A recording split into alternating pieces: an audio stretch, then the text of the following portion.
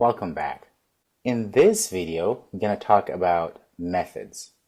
Think of a method as an enclosed group of statements that do something, perform an operation. So with methods, we can pass in parameters or values, and then they return something back to us. That could be a value as well. So it turns out you've actually been using methods for a while now. You just didn't know that. Well, let's go ahead and take a look. Okay, now let's get started with methods or functions. The first thing we're going to do, we're going to right click and create a new project, Java project. I'm going to call it Java Methods. Let's go ahead and just say finish. Let's go to source and create a package, com.javaprograms.java methods, and click finish. And inside we're gonna go ahead and create a class. Gonna call methods and finish. Now, so how do we do these method things, these functions? Well, you notice here we actually have already this main method here we always talked about. For the longest time we've been using this, but we never really talked more about it. Well, this is a method. This is how a method looks like. Except this is a main entry of our class methods in this case. So, how do we create our own method? Very simple. We go outside of this method here, go outside of that and say public static void my method and parentheses. And then we're going to put curly braces to say that this is our method. This is our method. So we can put all the statements we want. Now let's go ahead and say system.out.println and again say, hey, hello from my method. Let's see what's going to happen. Save that and run. As you can see, this means it's running and it's terminated, and we see nothing here. What's going on? Well, we have a problem here. Yes, we did declare our my method, and we have a body and says hello for my method, but it's not working. The reason being is because we need to call that method into our main entry point here, main function. Because if we don't call it, well, it's going to say, I don't know what to do. Yes, you wrote a method, but you're not calling me. Okay, so how do we call methods? Very simple.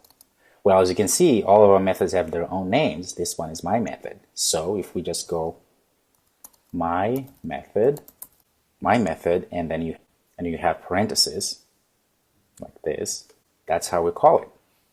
Now let's save and go run and see what's going to happen.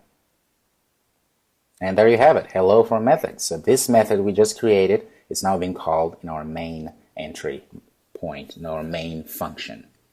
Now let's go ahead and say, well, I wanted to create a method that add two numbers. How are we going to go about doing that? Very simple.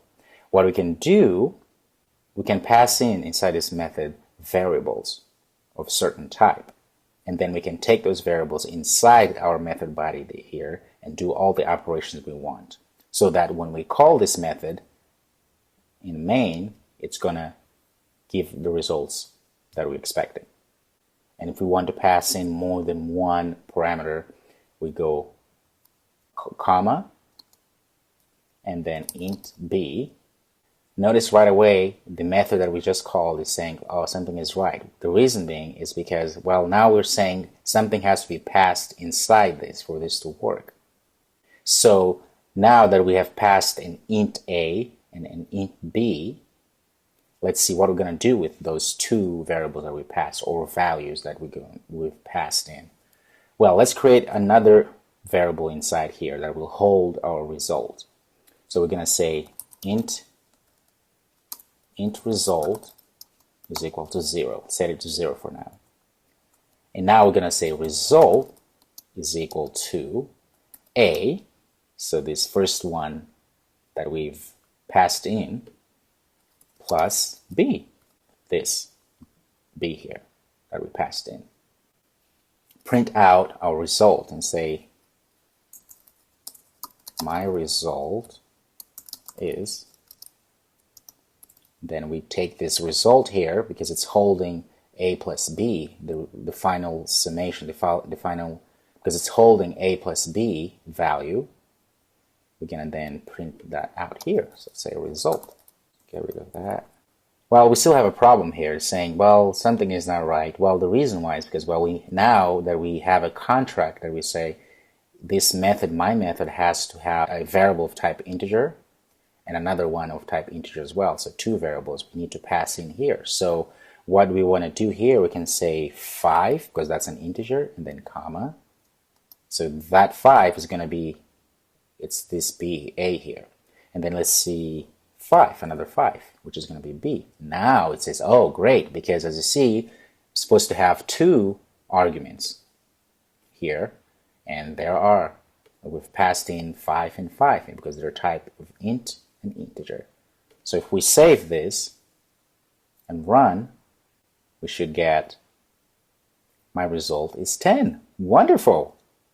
So as you can see, there's a lot of things you can do. It's very, very powerful to create methods, because then we can encapsulate, we can put together a group of statements, a group of things that want to be done, and then we can just call it whatever we want to call that method, and then results will show up.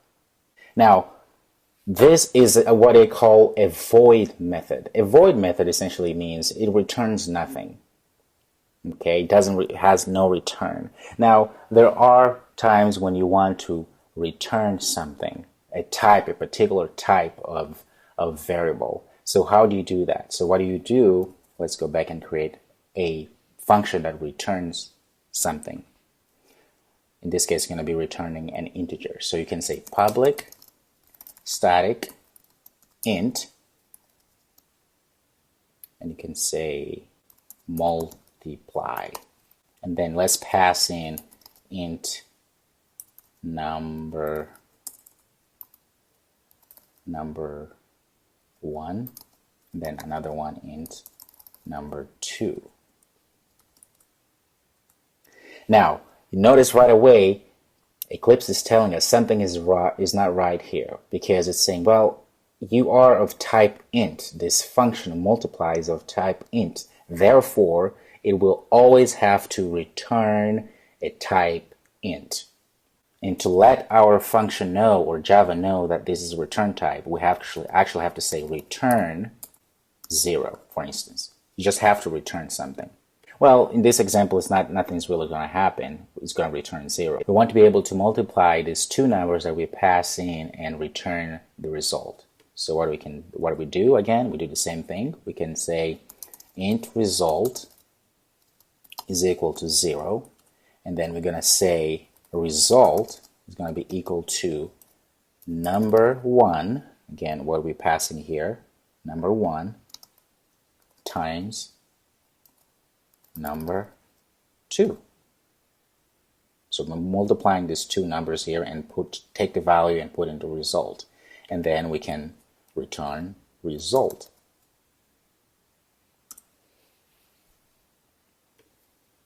Control save, and there you go.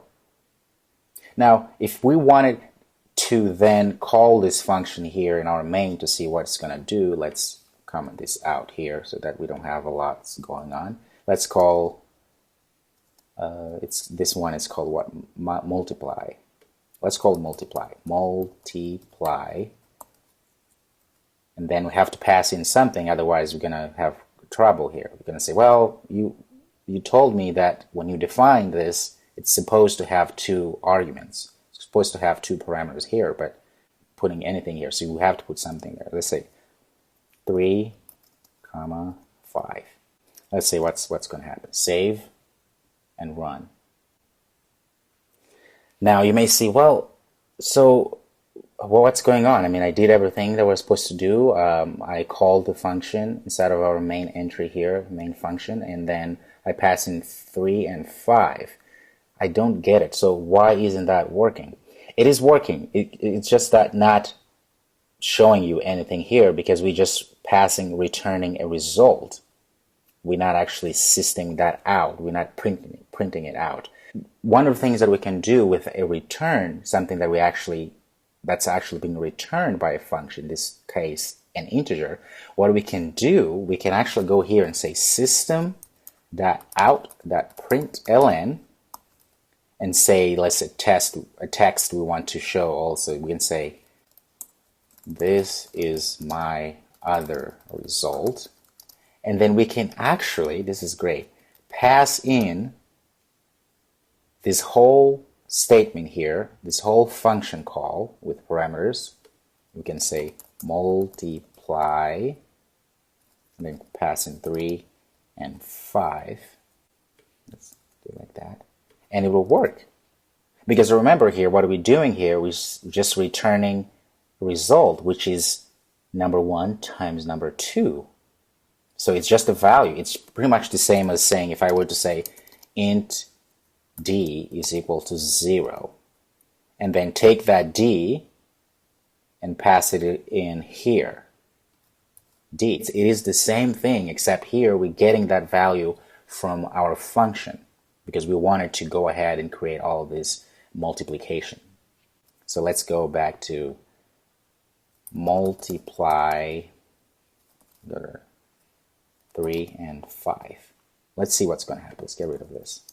That's just an example. All right, let's see what's going to happen. Excited? Yes, let's go and run. This is my other result, 15, because 3 times 5 is 15. That's great. Now you can see the power of functions. We just create an isolated piece of code that we can pass in values and get results from it so that we don't have to write everything in the main in one place. And we can call this as many times as we want. If we want to call the same function in parameters, we can say again system.out.println result. We can go ahead and say multiply again. Let's say we want to see what's 4 times 9. Let's save that. Go ahead and run. There. So as you can see again, you can go ahead and make as many calls and change all the values that we're passing in, and it will always work. Now let's go ahead and dissect our function here, what all these keywords mean. A public, it's part of a modifier, public and static. And then we have this one here, which is a void in this case, which means it's called the return type. What is the function going to return? If it's a void, as you know, it's not going to return anything per se. It will run whatever it's inside, but it's not going to return anything. And then we have a name. This we can put whatever we want. In this case, we call it my method, and here we call it multiply. And then we can add as many parameters as we want here. We just added 2, but we can add 20, 50, hundreds. Now in this one, we have the same thing. We have this modifier here, which is public static, which means this one is a public. It can be accessed from anywhere, this function here. We will talk more about what public means. And then we have an int. This is a type. This is the return type of this function here that we created called multiply. This function here will always have to return an integer. If we wanted to return, let's say, a double, we go like that, a double. If you want to return a float, we go float. If you want to return a string, guess what? We're going to do like a string. This is very important here because it tells the function, it's a contract that you're writing and agreeing with, saying, I will always return this type. Inside our body here, we do our multiplication and we take that result and we return the value so we can use it. So wonderful. Good job. See you in the next video.